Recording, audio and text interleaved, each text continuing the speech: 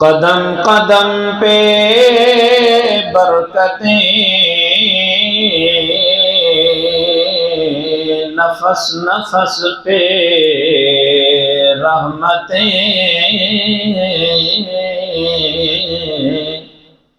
جہاں جہاں سے وہ شفیع آسیاں گزر گیا، جہاں نظر نہیں پڑی وہاں ہے رات آج تک، وہیں وہیں سحر ہوئی جہاں جہاں گزر گیا۔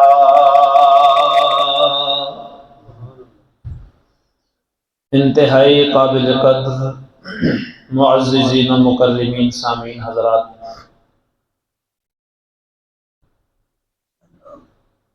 گزشتہ جمعہ اور پیوستہ جمعہ ہجرت رسول کے عنوان پر گفتگو آپ سماعت فرما رہے ہیں۔ ہجرت اور نصرت، ہجرت اور برکت کے حوالے سے گفتگو چل رہی تھی کہ جناب رسالت مآب صلی اللہ علیہ وسلم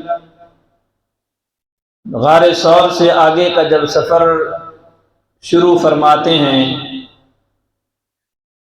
ایک اونٹنی پہ امام الانبیاء صلی اللہ علیہ وسلم اور پیچھے سیدنا صدیق اکبر، دوسری اونٹنی پر حضرت ابو بکر صدیق رضی اللہ تعالی عنہ کے غلام عبداللہ بن اریکب اور عامر بن فہیرہ یہ سوار ہیں۔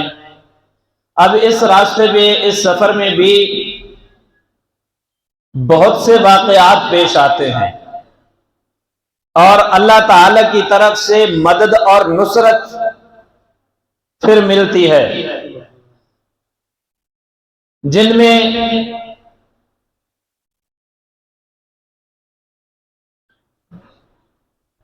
سیدنا صدیق اکبر رضی اللہ تعالی عنہ سے اس آدمی کا پوچھنا یہ کون ہے؟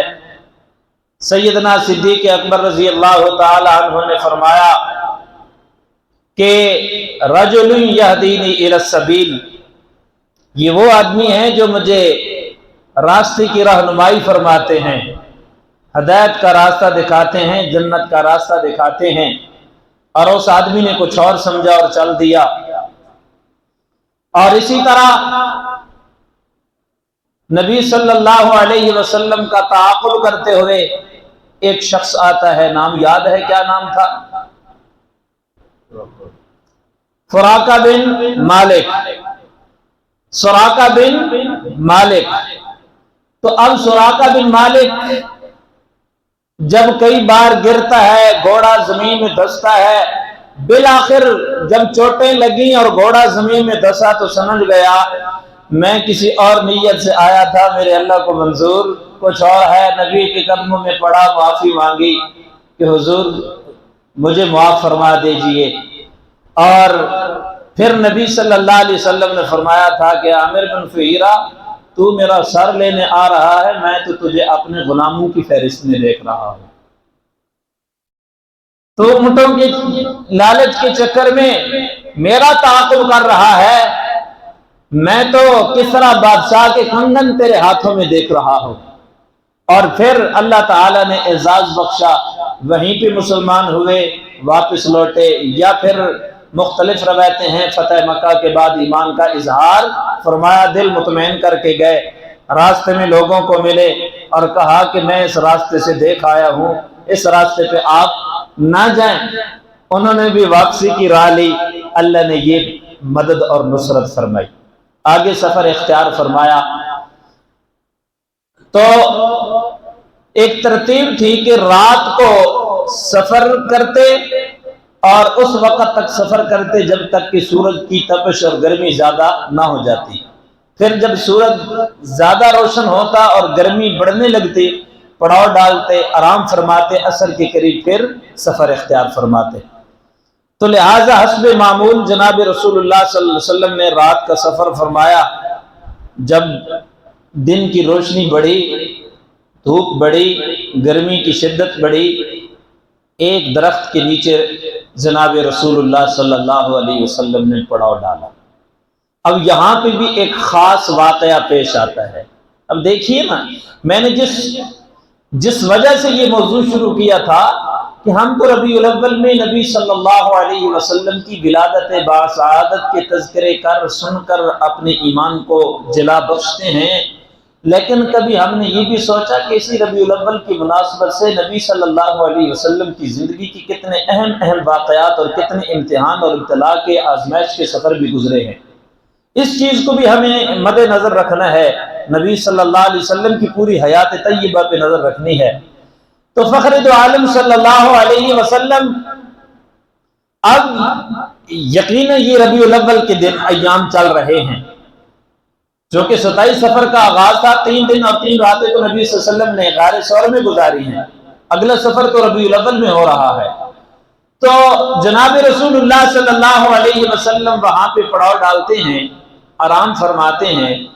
اب پیاس لگی، سامنے دیکھا کہ ایک جھونپڑی ہے، اور جناب سیدنا صدیق اکبر رضی اللہ تعالی عنہ سے فرمایا کہ ابو بکر جائیں اور وہاں سے کچھ پانی وغیرہ ہے تو لے کر آئیں۔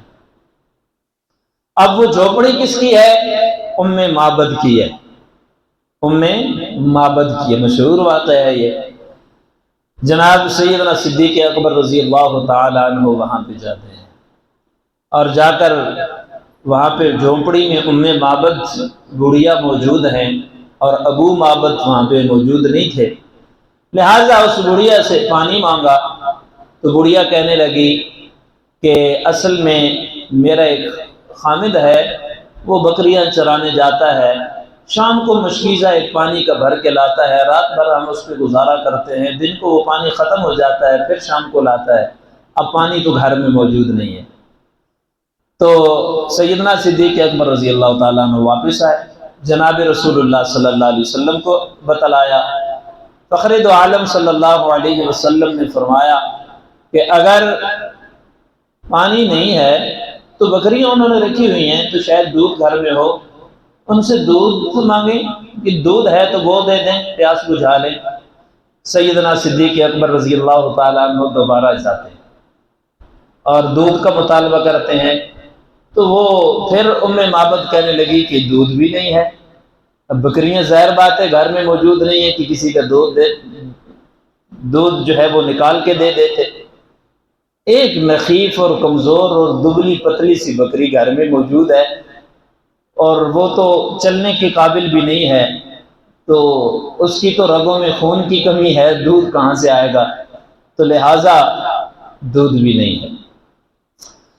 سیدنا صدیق اکبر رضی اللہ تعالیٰ عنہ واپس آتے ہیں، جناب رسول اللہ صلی اللہ علیہ وسلم کو بتلاتے ہیں، حضور فرماتے ہیں چل ابو بکر چلتے ہیں۔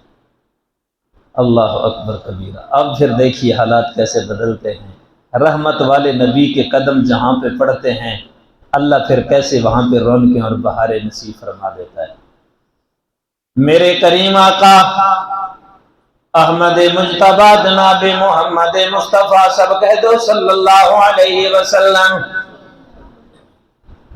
ام معبد کی جھونپڑی کی طرف کا سفر شروع فرماتے ہیں۔ جھونپڑی میں تشریف لے گئے، ام معبد کو کہا ام معبد یہ کمزور نخیف دبلی پتلی بیمار سی بکری ہمارے حوالے کرو، ہم خود اس کا دودھ نکال لیتے ہیں۔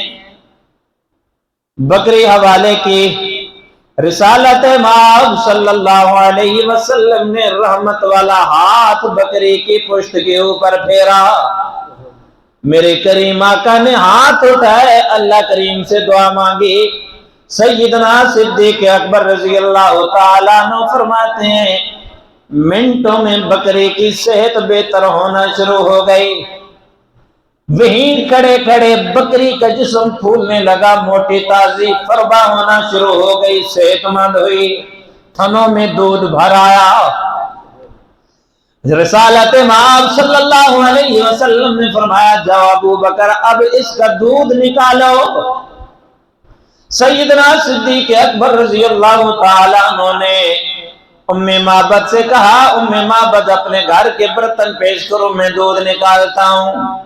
ایک برتن دیا، سیدنا صدیق اکبر رضی اللہ تعالیٰ عنہ نے دودھ نکالا، بکرے کا برتن بھر گیا، دودھ باقی ہے۔ دوسرا برتن مانگا، دوسرا برتن دیا، وہ بھی بھر گیا، ابھی بکری کی تھنوں میں دودھ باقی ہے۔ تیسرا برتن دیا، جو کچھ گھر میں موجود تھا وہ برتن بھی بھر گیا، ابھی تک تھنوں میں دودھ موجود ہے۔ اب اس مائی نے کہا کہ یہ لو دودھ، آپ بھی پیو، اپنے سردار کو بھی پلائیں۔ سیدنا صدیق اکبر رضی اللہ تعالیٰ عنہ نے دودھ کا پیالہ رسالت مآب صلی اللہ علیہ وسلم کو دیا۔ فخر دو عالم صلی اللہ علیہ وسلم نے جو ہی اپنے نبوت والے لبوں سے لگایا، پینا شروع کیا۔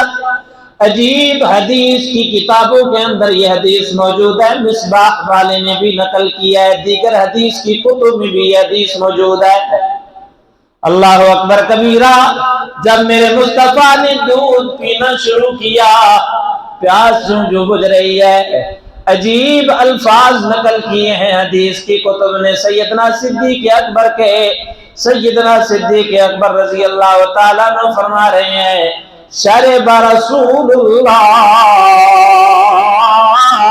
حتی رضیت۔ اللہ اکبر کبیرہ۔ حضرت سیدنا صدیق اکبر رضی اللہ تعالیٰ عنہ کہتے ہیں، میرے نبی دودھ نوش فرما رہے تھے، سینہ ابو بکر کا ٹھنڈا ہو رہا تھا۔ اللہ اکبر کبیرہ۔ اس کو محبت کی کیسی داستان ہے۔ آج والدین کے سامنے اگر کوئی چھوٹا بچہ دودھ پیے، کھائے پیے، والدین کا سینہ چوڑا ہوتا ہے، خوش ہوتے ہیں کہ میرا بیٹا میری بیٹی کتنا اچھا کھا رہی ہیں، وہ خوش ہوتے ہیں۔ لیکن اپنے بچوں کو کھاتا دیکھ کر والدین بھی یہ جملے اپنی زبان سے نہیں نکالتے جو سیدنا صدیق اکبر رضی اللہ تعالیٰ عنہ نے اپنے محبوب کو دودھ پیتے دیکھ کر اپنی خوشی کا اظہار کیا اور کہا، شرب رسول اللہ حتی رضیت۔ دودھ میرے مصطفیٰ پیتے تھے، سینہ میں ابو بکر کا ٹھنڈا ہو رہا تھا۔ اللہ اکبر کبیرہ۔ جناب رسالت مآب صلی اللہ علیہ وسلم نے بھی دودھ نوش فرمایا، سیدنا صدیق اکبر رضی اللہ تعالیٰ عنہ نے بھی دودھ نوش فرمایا، معبد نے بھی دودھ نوش کیا۔ رسالت مآب صلی اللہ علیہ وسلم واپس تشریف لاتے ہیں، اسی درخت کے چھاؤں کے نیچے تشریف فرماتے ہیں۔ اب جب دھوپ کی شدت کم ہوئی، گرمی کم ہوئی، دوبارہ رسالت مآب صلی اللہ علیہ وسلم نے اپنا سفر مدینے کی طرف شروع فرما دیا۔ اللہ اکبر کبیرہ۔ اب شام کا وقت ہوا، ابو معبد بکریوں کا ریوڑ لے کر اپنی جھونپڑی میں پہنچتا ہے اور یوں ششدر ہے، حیران و پریشان ہے، اور یوں سونگتا سونگتا ہر طرف جاتا ہے اور خوشبو سونگ رہا ہے۔ معبد پوچھتی ہے، خیر تو ہے؟ ابو معبد پوچھتا ہے، مجھے خیر نہیں لگتی، تو بتا خیر تو ہے؟ مجھے تو آج یہاں سے خوشبوئیں کے حلے آ رہے ہیں، ہر طرف سے خوشبو ہی خوشبو آ رہی ہے، آج تو کچھ انوکھا سا نظام لگ رہا ہے، سما لگ رہا ہے، مجھے بتانا آج کوئی خاص واقعہ تو پیش نہیں آیا؟ معبد کہنے لگی، ہاں واقعی ایک خاص واقعہ پیش آیا ہے۔ 4 آدمیوں کا قافلہ تھا، ایک ان میں سے سردار تھے، 7 ان کے غلام تھے۔ انہوں نے پہلے اپنے غلام کو بھیجا کہ جاؤ پانی کا پتہ کرو، میں نے دیکھا پانی موجود نہیں تھا۔ پھر دودھ کا مطالبہ کیا، دودھ موجود نہیں تھا۔ پھر وہ نخیف دبلے پتلے کمزور بکری جو بندھی ہوئی ہے، اس کا کہا کہ دودھ ہم نکال لیتے ہیں۔ اب وہ سردار تشریف لائے ہماری جھونپڑی میں، دعا کی ہے، ہماری بکری کی صحت بھی ٹھیک ہوئی، دیکھو نا کتنی موٹی تازی فربا نظر آ رہی ہے۔ اور پھر انہوں نے جو ہی دعا کی، بکری کے تھنوں میں دودھ بھر آیا، غلام نے دودھ دویا، آقا نے دودھ پیا، غلام نے بھی دودھ پیا، میں نے بھی دودھ پیا، اور پھر وہ یوں چلے گئے اور اپنا مدینے کی طرف کا سفر اختیار کر لیا۔ اب ابو معبد کہنے لگے، او کرما والیے، تجھے پتا ہے ہم یہاں کیوں بیٹھے ہوئے تھے؟ میں نے تو تورات و انجیل میں پڑھا تھا نبی آخر الزمان صلی اللہ علیہ وسلم مکہ سے مدینہ کی طرف ہجرت کریں گے، اس راستے سے گزریں گے اور ایک درخت کے نیچے پڑاؤ کریں گے۔ میں نے ٹریس کرتے کرتے کرتے یہاں جب پہنچا ہوں، مجھے یہاں پہ آثار محسوس ہوئے، یہ درخت میں نے جانچا، مجھے محسوس یہ ہوا جو نشانیاں تھی اس درخت کے اندر، اس سرزمین کے اندر پائی جاتی ہیں، مجھے یقین تھا نبی آخر الزمان صلی اللہ علیہ وسلم جب ہجرت کریں گے تو اس راستے پہ کریں گے اور یہاں آ کر پڑاؤ ڈالیں گے، لہذا اب یہاں ہمارا بیٹھنا فضول ہے۔ اب میں نے تو پڑاؤ اس لیے ڈالا تھا نبی آخر الزمان محمد صلی اللہ علیہ وسلم